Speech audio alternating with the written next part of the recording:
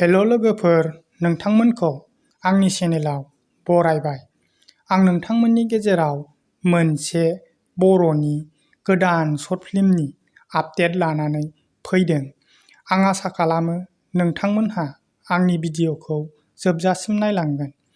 सेथियाव दङ बारदै सिख्ला प्रडाक्शन चेनेलनिफ्राय। बिथांमोनहा मान गैयि जिउआ ओंथि थाया शर्ट फिल्मनि भिडिअ'खौ गावसिनि चेनेलाव आपल'ड खालामना होबाय। बे चेनेलनि गेजेरजों बिथांमोनहा शर्ट फिल्मनि भिडिअ' लानानै फैयो। बिथांमोननि भिडिअ'फोरा बाख्नायजाथाव, नायबाय थाथाव, बयनिबो गोसोखौ गोजोन होनो हानाय मोजां शर्ट फिल्मनि भिडिअ' लानानै फैयो।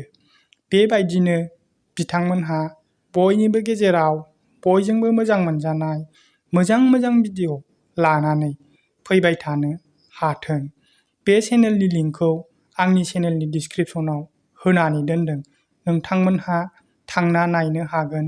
लोगोसे बिथांमोननि चेनेलखौबो सापर्ट खालामना फै। आंनि दिनैनि भिडिअ'आ बेखिनियानोमोन। नोंथांमोनहा आंनि चेनेलाव गोदानबा अन्नानै चेनेलखौ साबस्क्राइब खालामना ला।